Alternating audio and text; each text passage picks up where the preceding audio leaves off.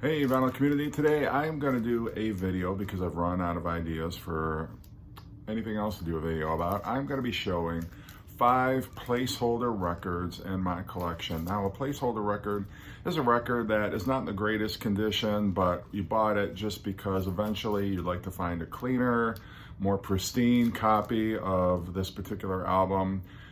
Could be for any number of reasons, but I'll talk about each of the ones that I have and why they're only placeholder records, and I'm still on the lookout for these. The first one I'm going to show is, this is Queen's first album. Not terrible position, not in terrible condition, but it's got a little bit of ring wear there. Sleeve is a little beat up, not in terrible shape. There's some scuffs at the top and on the sides. The spine is not in the greatest shape. The record is a little bit scuffed up. I got this pretty cheap, considering I think this is, I don't even know if this is the original sleeve. I don't think it is. Somehow this is just the crappy sleeve that came with it. And then, yeah, the vinyl itself has seen better days. Definitely not great, not good. Doesn't sound great on the turntable, but I just have it. I'm never gonna listen to it.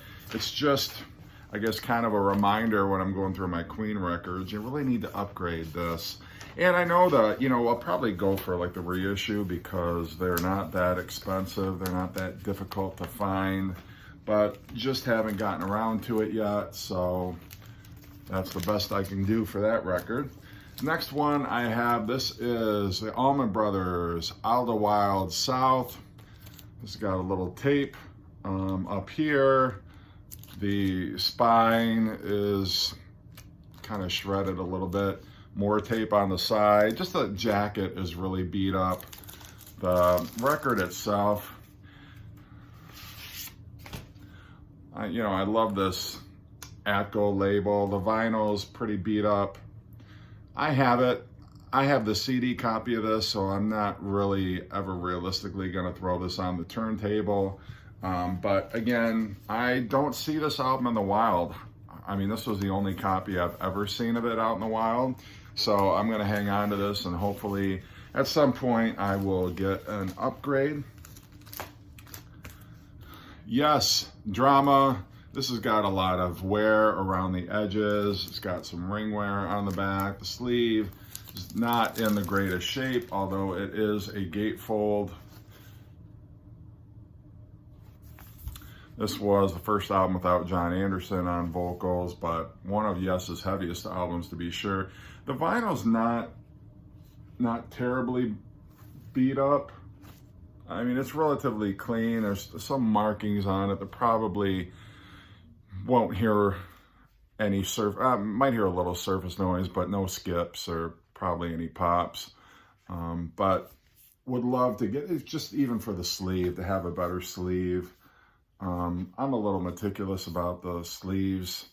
You got some corner wear, and it's just a real beat up copy. Somebody didn't take care of that one too well. So now the next one I'm going to show, anybody who's a Rolling Stones fan, it's not going to be any surprise that this is a beat up copy, because any of the early Rolling Stones London records you find are going to have ring wear. They're going to have spine splits. It's just real hard to get a nice clean copy of any of those early Rolling Stones albums, particularly this one. I think this was one of their better selling albums of the early 60s. It's got Satisfaction on it, The Last Time, Play with Fire. But this has got some ring wear on it. The cover is a little splotchy. It's been faded out a little bit. The spine, not great.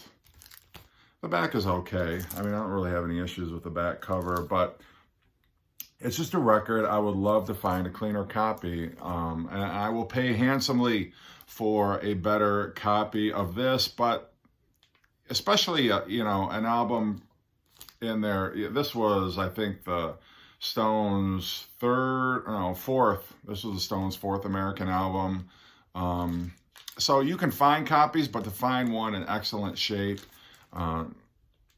I haven't had any luck yet finding it, but would love to, definitely. But for now, I'll hang on to this. The vinyl itself is in pretty decent condition. I'm not complaining about that. This next one, this is Kiss Love Gun. I not yet found a copy of Kiss Love Gun, so I am using this as the placeholder. This is a gatefold, whereas the original Love Gun was not a gatefold. This is, of course, on the Casablanca Records label. This has Christine 16. It's got Plaster Caster on it. It's got Shock Me by Ace Frehley, of course. There's a cover of And She Kissed Me. You know, the title track, Love Gun.